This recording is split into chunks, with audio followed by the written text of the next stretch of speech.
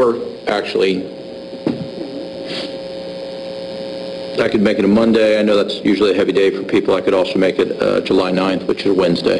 July 9th. July 9th. All right.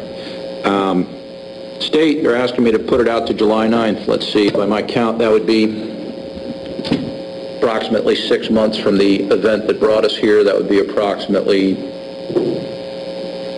4 months from now. I'm thinking between now and then at least we'll have a deposition schedule set up so that we can see where we are as far as first round of depots getting done.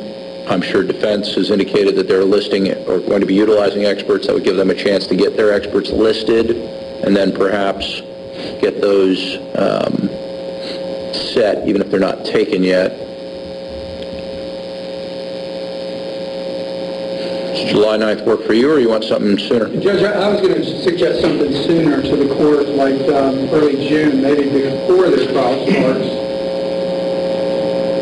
We try and do that. Let's see what we would have in early June. You say June 9th begins your trial period, so that means June 2nd would be that week. It happens to be my duty week where I am the judge of judges and cover all the overflow. That tends to make things fairly chaotic for me. As long as it's not going to involve a long hearing, if it's just going to be another quick pretrial, I could probably do that. I was just going to suggest that I think maybe if we're looking to have a depot schedule and get reciprocal discovery and things of that nature, maybe we just have a status check earlier. I think the idea is you don't want to be here July 7th and find out we haven't had any depots even set. Judge, our client's being held in jail without bond at this point. I can assure the court that as soon as humanly possible, we're going to prepare this case in a responsible way that protects his rights during trial, and certainly we're aware that he's sitting in jail right now, No, I know, and it's my expectation that you will be moving as quickly and efficiently as possible, and I know that the state also wants to get this resolved as quickly as possible. You know, I think I am going to go with that July date. It does make the most sense because I will have the best sense of where we are. If we need to set another pretrial, we will at that point, but I would be looking on July 9th to set it for trial on a practical date in the fall. So what we'll do is we'll come back then July 9th, and I'm going to go ahead and make that one at 10 a.m. Yeah, let's make it at 10 a.m., July 9th.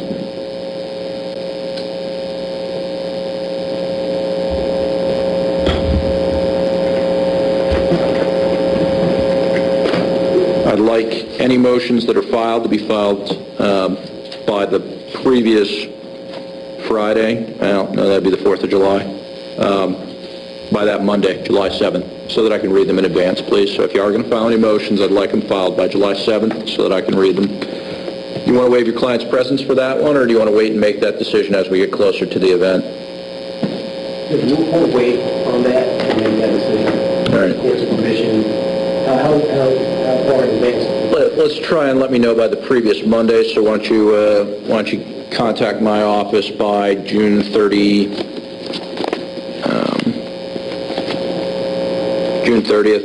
and let me know whether you want them brought or not, just because it requires a disposition of and an allocation of Sheriff's Office resources.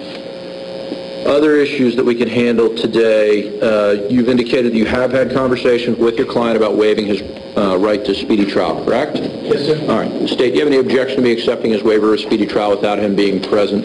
No, Your Honor. All right. I'll accept a waiver of speedy trial, and we've set the pretrial. So then the question becomes, is there anything else we can accomplish today? Because I'm not going to see you all again until first week in July. So, Mr. Michaels, is there anything else I can do to advance this case so that it can be resolved other than setting the case for pretrial on July 7th? Just number one, assign these orders that the state has no problem with, and I provided a copy to the state of the proposed orders. There was an issue of, during the bond hearing, the external hard drive that we provided to the state that was downloaded with the videos. The Seagate, yes. The Seagate, yes, Judge. The court recognized the quality of that particular brand. Yes. During the hearing. At any rate, I don't recall that we actually put it in evidence. At any rate, the clerk's office has it.